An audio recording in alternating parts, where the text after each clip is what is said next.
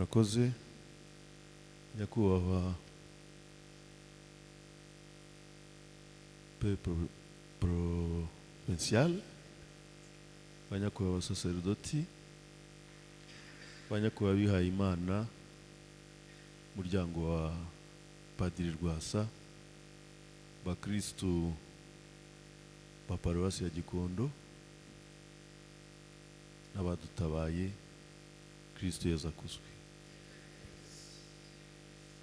Mpagaze hano mu izina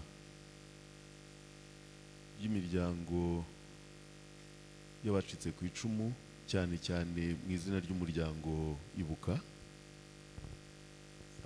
Nkaba mpagarariye President udahari uri mu rugendo,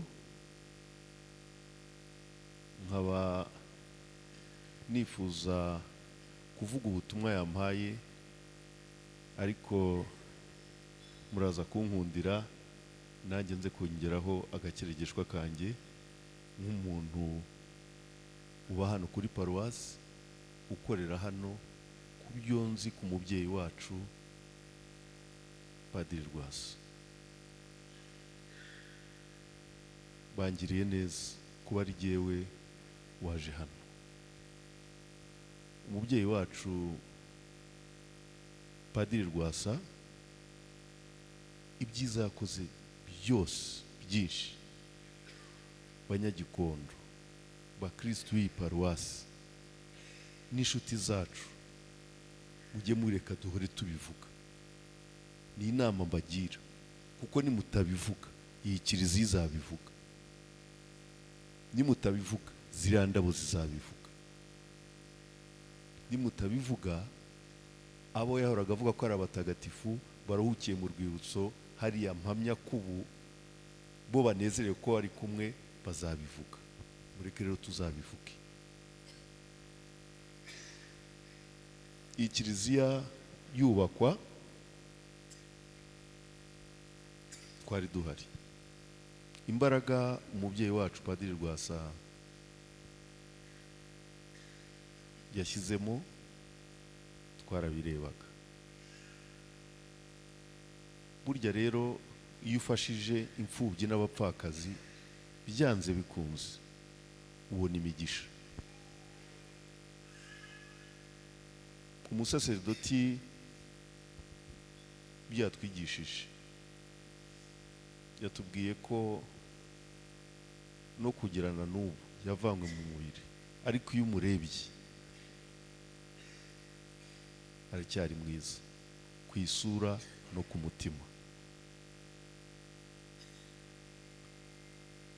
Uru rwibutso rwubakwa twe twageze aho ducika intege, kuko kwari ukora hirya no hino tureba ko ababyeyi bacu, abavandimwe bacu batari bashyinguye neza, bari hano hanze hafi ya kiliziya, twabashyingura. Ndetse bamwe tuza no gufata icyemezo y'uko tubatwara ku rwibutso rwa Kigali ku Gisozi. Rwasa arabyanga, Padiri Rwasa arabyanga, aratubwira ati mugomba kubaka uru rwibutso, aba ni abatagatifu bacu. Ndetse afata n'iya mbere. Twashakaga kubaka urwibutso rusanzwe, arabyanga, aratubwira ati mushyiremo imbaraga, muzi ko yari umunyambaraga, ati mushyiremo imbaraga, ati dushyingure ku buryo tujye hasi, twubake ku buryo hejuru tuzashyiraho sare, tuzajya twicara tukavuga amateka. Tugenda bigura intege, ariko washyiramo imbaraga. Nk'uko umubyeyi muri filime documentaire yigeze kubivuga, Kimushara yatubereye ubuhungiro, aho ababyeyi bamwe cyangwa se benshi bari bamaze kubura abana babo, bari bamaze kubura abagabo babo, aho muri iyi Gikondo muzi twari dufite mera yarituwemo n'abafite ubumuga, aho imfubyi hano muri Gikondo, ndetse si no muri Gikondo gusa, byari bikomeye, ariko ku mutima mwiza, ku mbaraga ndetse no gukomeza umuhamagaro, Rwasa yatugaruyemo imbaraga.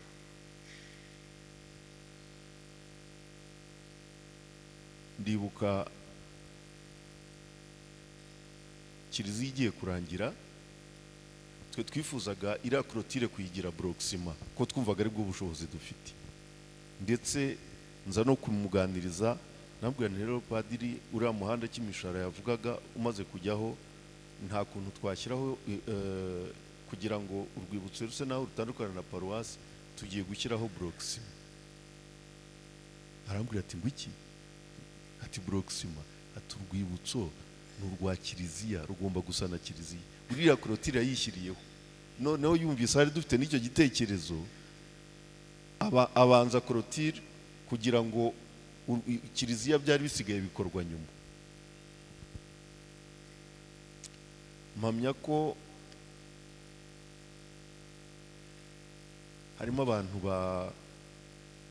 bakunda wenda bitewe n'imyemerere yabo. Ku myemerere yanjye nemera ko niyo umuntu atakiturimo atwumva, atubona, Imana yo mu ijuru, ku bikorwa Padiri Rwasa yadukoreye, ku mbaraga dusubijemo, Imana izagumiza ibimwibukire, ariko n'Imana izagumye iha umugisha umuryango we, kuko mwatubyariye umutabazi watwomoye ibikomere. Agakeregeshwa kanjye, ngewe biro yanjye ibamo hano munsi hasi. Rero kubera ko Padiri Rwasa ari inshuti yanjye, yakundaga kuza agaca iruhande rwa biro, ngewe ntagiye, nakundaga kuza ntinze, nkataha ntinze, noneho akahaca ataha, akahaca saa sita wenda agiye muri pause, akongera akagaruka nimugoroba. Buri munsi yarazaga akansuhuza ati Dieudonné biti, kwa kundi yihutaga. Rero byatumye mukurikirana cyane. Rimwe na rimwe imvura yigeze kugwa, nsanga Padiri Rwasa ahita aza mu mvura anyagirwa, aza gukorera indabo. Yakundaga indabo cyane. Numva isoni ziranyishe, ndavuga se Padiri arimo aranyagirwa, nanjye ndajya. Arambwira ati Dieudonné, kutajya kugama? Ndambwira se Padiri, kurimo kunyagirwa? Ati ndakorera indabo. Noneho ndeba ko ngiye kuvuga ngo nanjye ndahagaze, nsanga ntago biza kujyana. Bituma ndaho nanjye ndagerageza ariko byo kugira. Yakundaga indabo mu buryo buteye. Nyuma rero ndagira ngo mbabwire ikintu cyambayeho, nkiganira na Padiri, sinzi ukuntu byagenze. Naratashye sinjya ndyama ku manywa, ariko naratashye nzi mu rugo numva ndashaka kuryama, ndirambika kurya umuntu yirambika, ndarota. Ibyo ni ibintu simbonekerwa, sindi umuntu ugira, ariko nahuye reka mbibasangize ko Padiri narabimubwiye. Ndota inzozi zanteye ubwoba cyane, bituma aza kuzibaza Padiri. Murabona hano ari umusaraba hano, narose mpagaze hanze hariya aho twita convention, ndeba hariya ari umusaraba, ndebye hejuru mbona hafatanye n'ijuru, mbona hari igicu cy'umweru cyera cyane gifatanye n'uriya musaraba. Noneho nahitegereza cyane, nkumva mfite ubwoba, ariko nkumva mfite no kunezerwa. Mpita nshiguka, nsanga ari ku manywa, mpita ngaruka. Ngeze hano kubw'amahirwe mbona Padiri arahise. Nambwira ni Padiri, ariko hari ikintu nabashakaga. Ati ese Dieudonné bite ko ndebo? Nakwambwiye ati ko ndi ufite wasi. Ninagize inzozi, ariko nagira ngo nzibabwire. Ninarose kandi ariko warose se ku manywa narose mubwira uko byangendekeye, abimbwira mu buryo bworoheje, numva yarambwiye ngo yes, ngo aho ngaho ngwirega hano ni ku kiliziya, ngo ubwo ni connection n'Imana. Nuko yambwiye ati hano nati ntago bikwiye kuguhangayikisha, ati hano ni ku kiliziya, ubwo nyine hari connection n'Imana. Bakristo ba Gikondo, ba paruwasi yacu, hano hari connection n'Imana rwose. Nibyo niboneye, niyo mpamvu nsoza ngira ngo mbisabire umubyeyi wacu Padiri Rwasa ari kumwe na Nyagasani. Ibyo uyu mubyeyi asabye nari kubisaba, reka ubwo byumvikanye. Ikindi ngira ngo mbisabire nuko icyo Rwasa cyose yasabaga Imana yarakimuhaye, cyose yasabye Imana yarakimuhaye. Natwe tugendeye mu birenge bye twasabye ko Rwasa twamugumana mu mutima. Imana iratwumva. Nyakubahwa Musaseredoti, dufite abapadiri beza, dufite abapadiri beza, dufite, hari ikintu Imana yadukoreye kuri iyi paruwase ntazi, sinzi uko nakivuga, kuko burya intwari zisimburwa n'izindi. Nta ntwari igenda gusa ngo yasige, zisimburwa n'izindi. Rwasa padiri wacu dukunda yarababa igeze kumbwira, naramubwiye ariko padiri aje bwa mbere aza, ndababara ndamubwira ntiwarashize, ndabona warashize. Arambwira ngo Dieudonné, ngo umubiri warashize, ngo ari ku mutima uracyari mugari, umutima uracyari wa wundi. Numva asubijwemo imbaraga. Maze rero inshuti zanjye, dushime Imana yaduhaye Rwasa, dushime n'Imana yatumye mu gihe gito akora ibyo yagombaga kuba gukora. Dushime n'Imana yuko tutasigaye nk'abana b'imfubyi, dufite abapadiri beza, dufite abakristu beza. Icyo tugomba gukora gusa, tugomba kuzirikana Rwasa, tugomba kuzirikana ibikorwa yakoze, ariko nanone tugomba kumva ko iyi paruwase ni iyacu. Abapadiri turabafite beza cyane, ntabwo tugomba gutezuka kuko Rwasa inzira yari tweretse.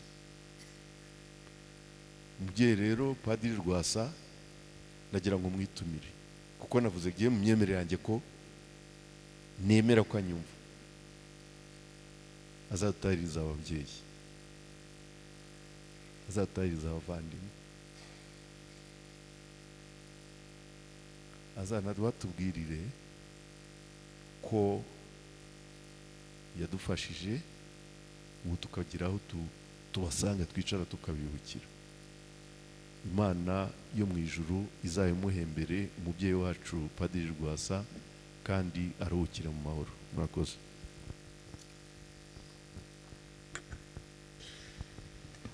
Arakoze Rutayisire Dieudonné. Mbere yuko duhamagara abandi bana, reka hari korali ngo ya korali ya Saint Dominique ifite